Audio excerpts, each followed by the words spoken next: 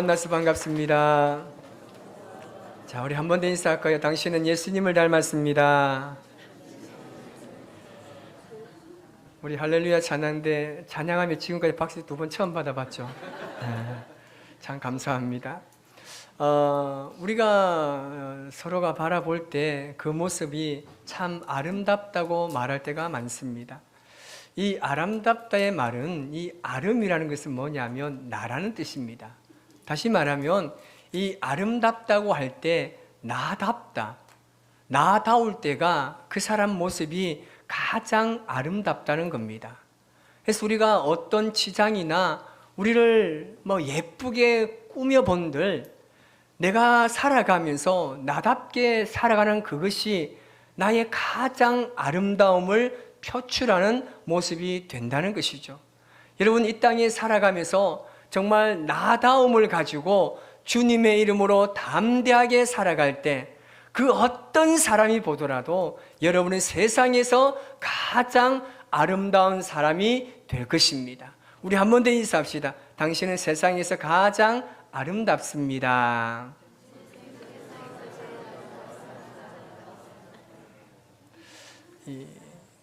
우리나라의 이 광고 평론가로 아주 유명한 김홍탁이라는 분이 계십니다.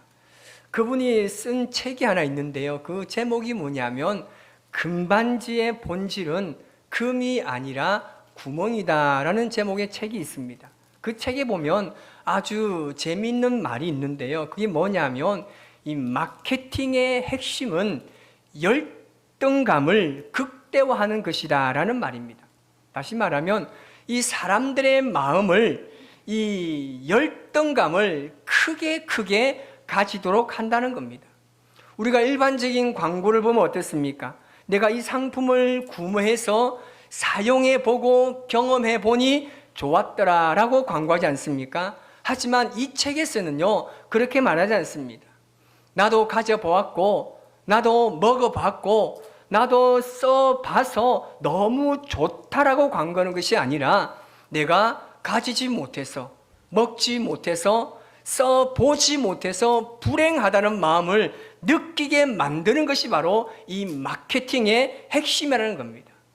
그래서 우리가 이 TV의 광고를 보면 아주 훤칠한 이 멋진 이 미남형의 남자들과 굉장히 아름다운 미녀들, 그리고 늘 맛있는 음식과 정말 어리어리하고 아름다운 그 집에 사는데 우리는 그것을 볼 때마다 오히려 열등감에 빠질 때가 많다는 겁니다. 그러면서 나는 왜 이럴까? 내 삶은 왜 이렇지? 나는 왜 이렇게 현실이 비참하게 살아갈 수밖에 없을까? 이런 고민을 하게 된다는 것입니다. 바로 우리의 열등감을 자극시키기 때문입니다. 그래서 이 마케팅가들은요, 열등감이 인간의 가장 연약한 부분을 알기 때문에 그 열등감을 계속해서 자극시켜서 판매고를 늘리는 전략을 사용한다고 합니다. 우리가 요즘 TV 광고에 보면 우리 여성분들 보면 원피스가 얼마나 예쁜 게 많습니까? 그러면 그 아름다운 옷이 내 옷처럼 느껴져서 무조건 누르지 않습니까? 무조건 사고 봅니다. 사서 와보니까 이건 내 현실과는 전혀 맞지 않습니다. 그래서 지금도 아직까지 옷장에 간직한 옷들이 얼마나 많습니까? 이런 열등감을 불러일으킨다는 겁니다. 제가 이 SNS를 저도 사용하지만 요즘 젊은 사람들을 보면요, 이 인스타나 페이스북을 굉장히 많이 사용합니다. 거기에서 자신의 삶을 막 서로 공유하고 살아가는데 거기에 올라오는 영상들과 사진들을 보면요, 실제 그들의 삶과는 정반대의 모습을 공유할 때가 굉장히 많다는 겁니다. 이것은 실제 그렇지 못한 자신의 삶에 대한 열등감에서 나오는 자기 만족에 있는 것입니다. 우리 주변에는요, 정말 열등감에 이 사로잡힌 사람들이 정말 많습니다. 외모나 학벌, 집안 경제력, 가족 등 열등감의 원인은 수없이 많습니다. 이 열등감이 뭐가 문제입니까? 우리 안에 열등감이 커지면요, 자신의 자존감은요 계속 낮아집니다. 자아 정체성이나 자신감이요 혼란스러워질 때가 너무 많습니다. 그래서 이 열등감이 심해지면요, 아주 사소한 것에 상처를 받고 대수롭지 않은 것에 쉽게 화를 내고 짜증을 내고 분노하게 되는 겁니다. 그렇다면 열등감이란 과연 무엇이겠습니까? 위키백과사전을 보면요, 열등감을 이렇게 설명합니다. 자신이 남보다 못하거나 부족하다는 생각에서 오는 느낌이라고 이야기합니다. 그리고 심리학 사전에는 이렇게 되어 있습니다. 자신을 남보다 못하거나 무가치하게 낮추어 평가하는 마음이라고 정리합니다. 이런 정의들을 종합해보면 열등감은 자기 존재를 이 평가절하하는 일종의 자학정상이라고 말할 수 있는 겁니다. 다른 말로 이야기하면 자기를 필요 이상으로 깎아내리는 겁니다. 자기 존재를 부정하는 건강하지 못한 자기 자아상을 말할 수 있다는 것이죠. 그래서 요즘 젊은 사람들은요, 나는 태어날 때부터 흙수저를 가지고 태어났는데 저 친구는 부모 잘 만나서 금수저 가지고 태어나서 저렇게 잘 살아간다, 이렇게 탄식하며 열등감에 빠지는 사람이 많다는 거죠. 솔직히 저도 그럴 때가 굉장히 많습니다. 왜 우리 부모님은 좀 좋은 도시에 태어나가지고 거기에 자리를 잡고 좀 건물 하나도 사고 그렇게 살지 못하고 왜 이 거제도라는 섬에, 그리고 이 섬에서 또 들어가야 되는 그 섬에 태어나가지고 이 깡촌에서 나를 낳아서 나를 이렇게 고생시키면서 살게 하셨을까? 정말 여러분, 이렇게 열등감에 제가 있었을 때도 있습니다. 그래도 감사한 것은요, 이렇게 멋지게 생기게 낳아주시고 성장하게 만들어 주셨잖아요. 아멘 좀 해보세요. 왜 감사한 거예요? 저는요, 그래서 자존감은요 굉장히 높습니다. 누가 뭐라 해도요 저를요 가난하게 안 봅니다. 어떤 사람은 저를 보면요 그냥 빌딩 하나 가지고 있는 것처럼 봅니다. 그렇게 보이지 않습니까?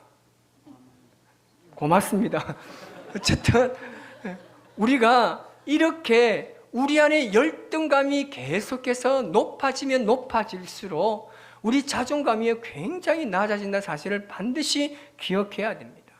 오늘 이 시간에는 모세가 하나님의 보내심에 어떻게 반응합니까? 내가 누구이기에? 내가 누구이기에 말했던 것처럼 우리 안에 여전히 잠재되어 있는 이 열등감을 내가 어떻게 해방할 수 있을까? 이 말씀을 통해서 제가 3가지 정도 발견해서 이 말씀을 여러분과 나누고자 합니다. 첫 번째는요, 우리가 불필요한 이 열등감에서 벗어나려면요, 자신을 바라보는 관점이 변해야 합니다. 무엇보다 먼저 하나님의 관점에서 나를 볼 수 있어야 합니다. 하나님 앞에 내가 얼마나 소중하고 내가 하나님 앞에 얼마나 귀한 존재인지를 우리가 바라보아야 합니다. 하나님께서 보시기에 나는 하나님의 형상을 닮은 사람이다. 이것이 바로 우리의 존재 가치라는 겁니다. 그리고 무엇보다 중요하고 감격적인 사실은요, 우리는 하나님의 한량없는 사랑을 받고 있는 하나님의 자녀라는 사실입니다. 주님께서는 우리의 모든 약점과 연약함, 우리의 허물을 누구보다 잘 알고 계십니다. 그런 약점과 그런 연약함, 그런 허물이 많음에도 불구하고 하나님께서는 우리를 있는 그대로 받아주시고 사랑해주는 분이십니다. 하나님께서 우리를 얼마나 사랑하십니까? 하나님께서 우리를 사랑하신다고 말씀하실 때는요, 성경에 분명히 우리에게 기록하고 있습니다.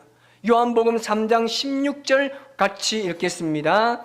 하나님이 세상을 이처럼 사랑하사 독생자를 주셨으니 이는 그를 믿는 자마다 멸망하지 않고 영생을 얻게 하려 하심이라. 아멘.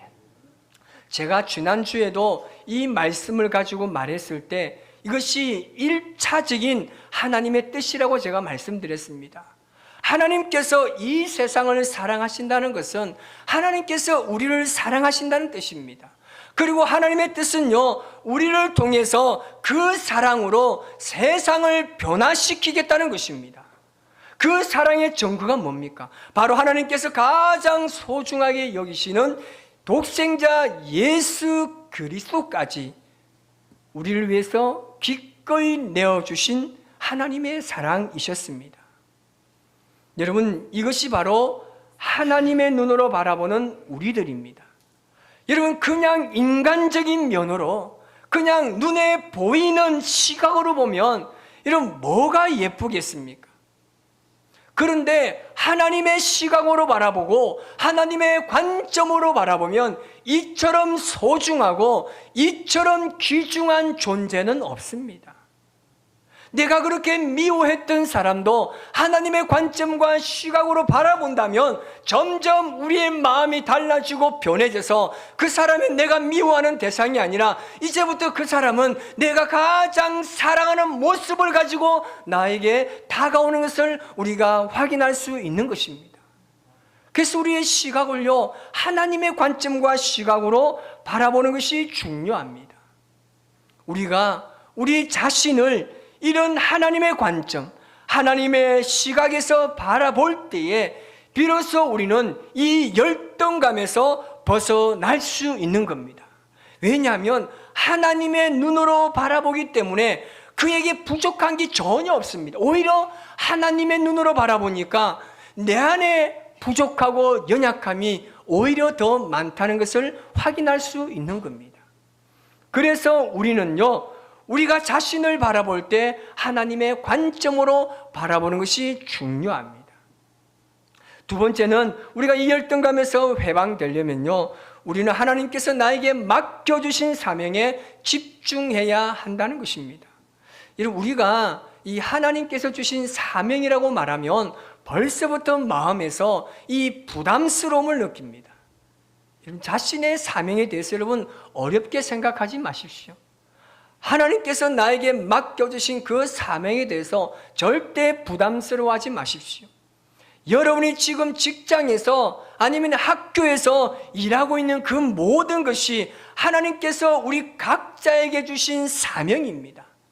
그 사명을 정말 성실하게 감당하는 것을 보고 주위에 있는 사람들이 정말 저 사람은 하나님을 믿는 사람이다, 정말 저 사람은 교회 다닐 때 정말 부끄럽지 않게 정말 다니는 사람이다 라고 그렇게 하나님께 이것이 영광이 된다면요, 여러분들이 하나님께 주신 사명을요 잘 감당하고 있는 겁니다.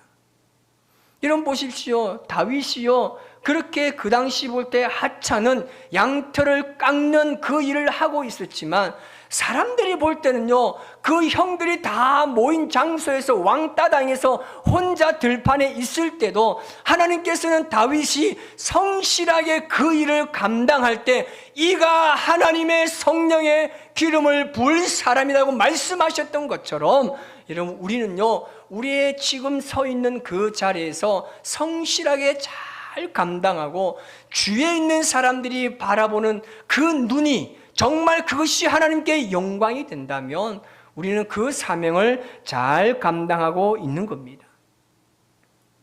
우리에게 주어진 조건보다 더 중요한 것은요, 바로 우리가 하나님께서 주신 사명을 붙잡고 있느냐라는 것에 있습니다. 우리가 하나님께서 주신 사명을 붙잡고 그것을 이루고자 할 때요, 하나님께서는 우리와 함께 하시고 그 사명을 이룰 수 있도록 우리를 도와주시고 역사하시는 겁니다.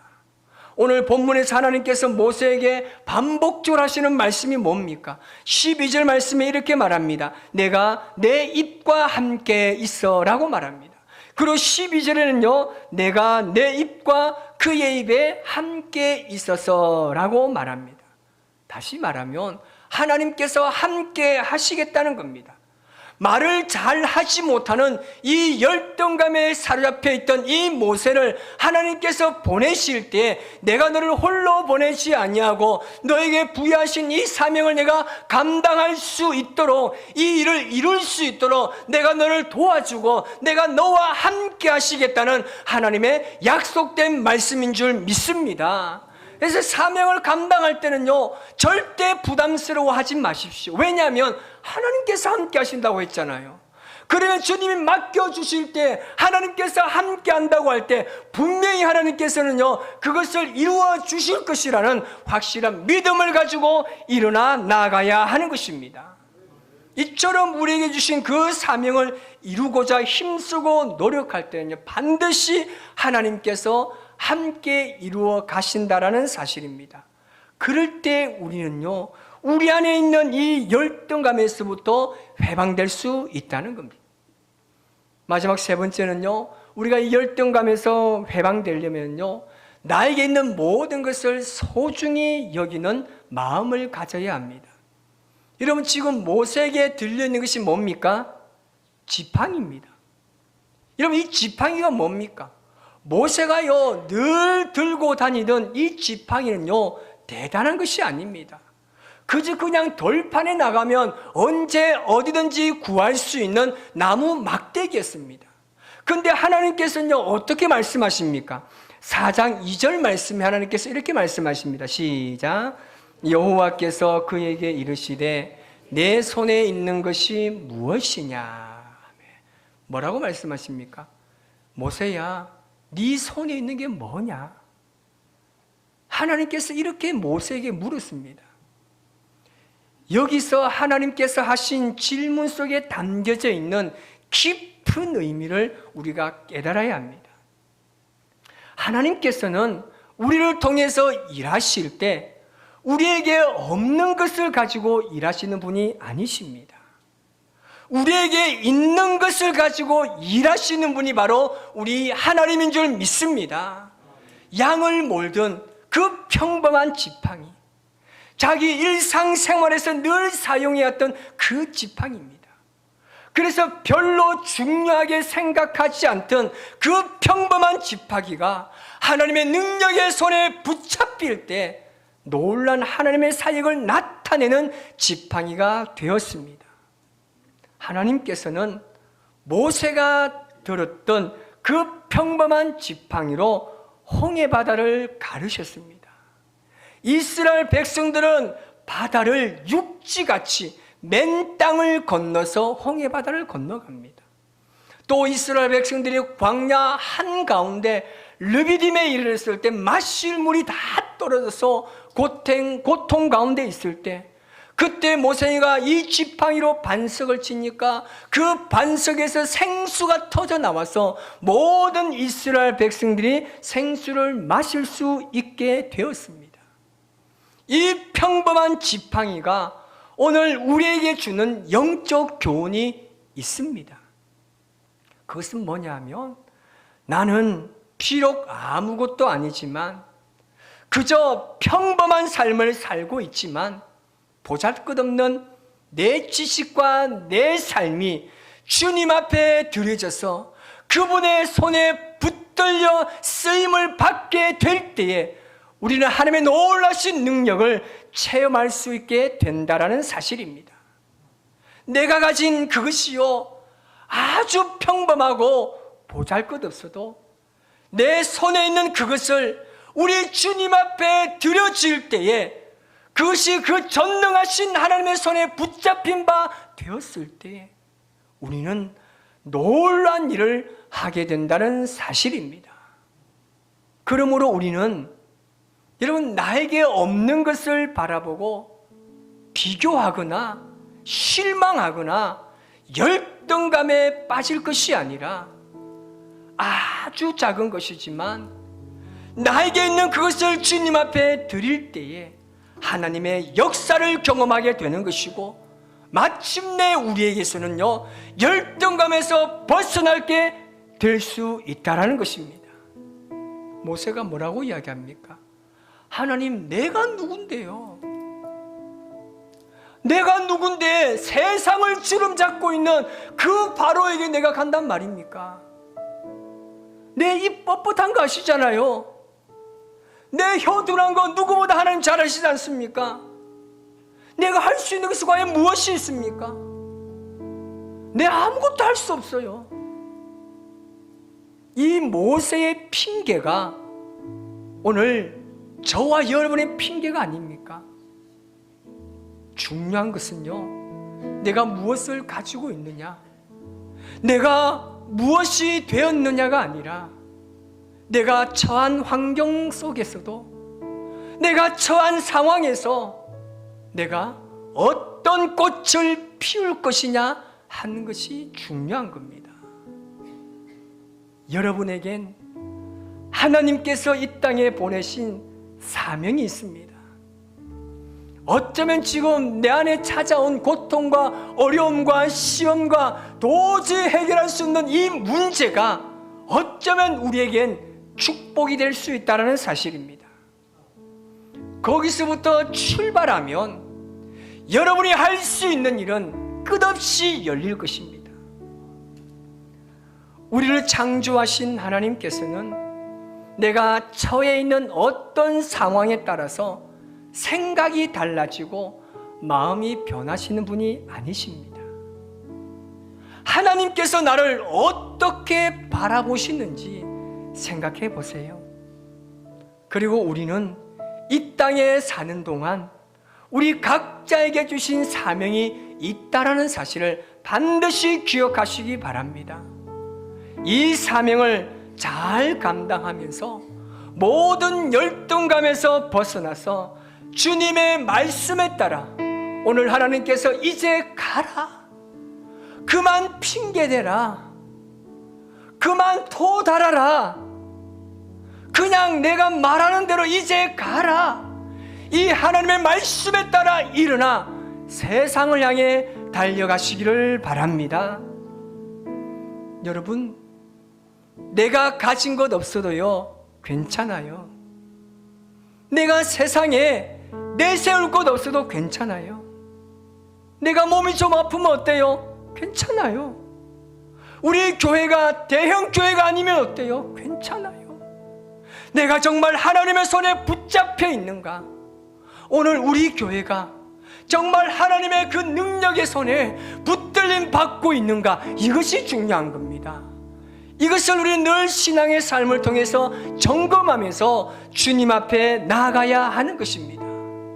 그때 하나님께서는 우리를 통해서 놀라운 일들을 실행해 주실 것입니다. 오늘 시간 우리가 이 찬양으로 주님 앞에 고백하며 나아가실 때 정말 마음을 다해서 전심으로 고백하십시오. 주님, 나 연약한 것 아시지 않습니까?